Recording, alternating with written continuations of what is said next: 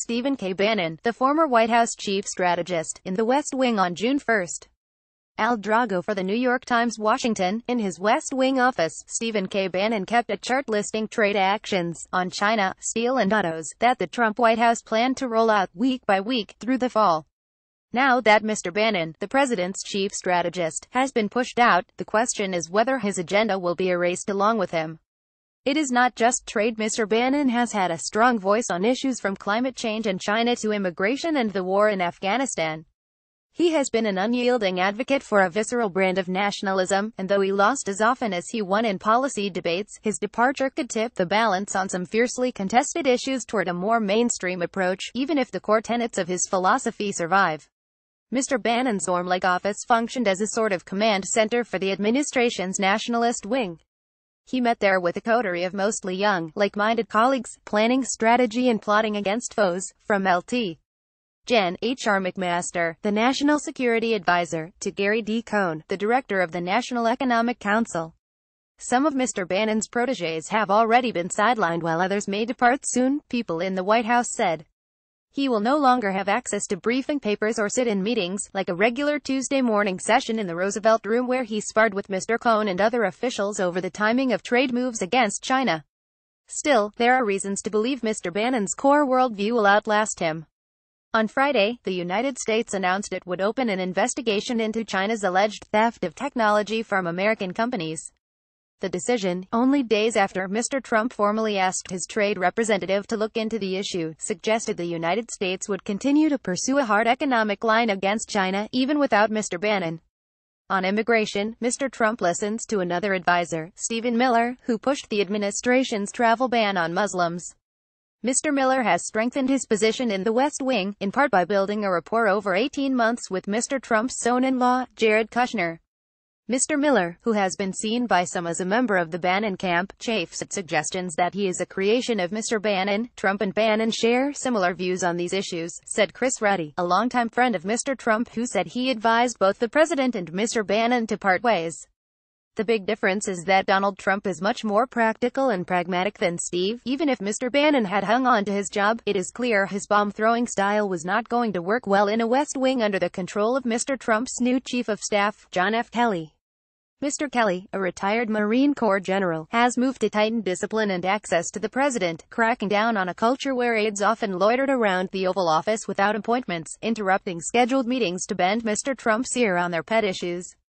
Mr. Kelly, officials said, has particular disdain for people sounding off on sensitive national security issues without background or expertise, as Mr. Bannon did when he told a liberal publication, The American Prospect, that the United States had no military option against North Korea. Although he was saying what virtually every military commander believes, that a military attack on the North would prompt a catastrophic reprisal on the South, his comments contradicted Mr. Trump's bellicose warning to the North Korean leader, Kim Jong-un, that he would rain fire and fury down on him.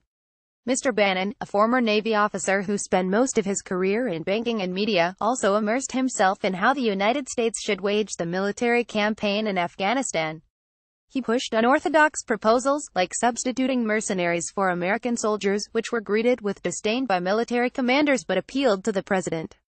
His departure helps those in the administration who favor a more interventionist military approach, whether on Syria, where Mr. Bannon opposed Mr. Trump's missile strike on President Bashar al-Assad, or on Afghanistan. On Friday, Mr. Trump met with his national security team at Camp David, and has all but decided on a more conventional plan that would keep nearly 4,000 American troops in the country. But, prompted in part by Mr. Bannon's persistent questioning, the United States will place more demands on the Afghan government, according to officials. Mr. Bannon's departure was a victory for Mr. Cohn and Treasury Secretary Steven Mnuchin, who tangled with him on trade, as well as whether the United States should withdraw from the Paris Climate Accord. Mr. Cohn argued against the withdrawal, as did the president's daughter Ivanka, but Mr. Bannon prevailed by appealing to Mr. Trump's nationalist instincts. Still, Mr. Cohn's future is also in question. Officials said he is lobbying for Mr. Trump to appoint him chairman of the Federal Reserve to replace Janet L. Yellen. An erroneous report that Mr. Cohn was leaving the White House in the wake of Mr. Trump's statements on the deadly clashes in Charlottesville was enough to roil stock markets on Thursday. Similarly, Mr. Bannon's departure has uncertain implications for General McMaster. The two men clashed bitterly over Afghanistan, and some officials suspected Mr. Bannon was behind a campaign in right-wing media to discredit General McMaster by saying he was anti-Israel. With Mr. Bannon out of the picture, General McMaster will have less internal resistance to his proposals for Afghanistan. But Mr. Trump himself has expressed deep skepticism about an open-ended American military commitment in that country. And Mr. Bannon is likely to turn up the pressure on General McMaster from his perch at his old employer, Breitbart News, where he is again the executive chairman. For his part, Mr. Bannon predicted he would be far more effective outside the White House. He plans to use Breitbart to champion all the themes he pushed while in government. He also anticipates he will continue talking to Mr. Trump, whom friends say often prizes advice he gets from outsiders or on cable news shows more than the guidance he gets from his staff.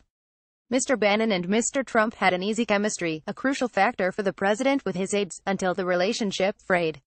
In his 8 months in government, Mr. Bannon said, he got a crash course in how the bureaucracy functions, which he will be able to put to use to advance his positions on trade, taxes, and China.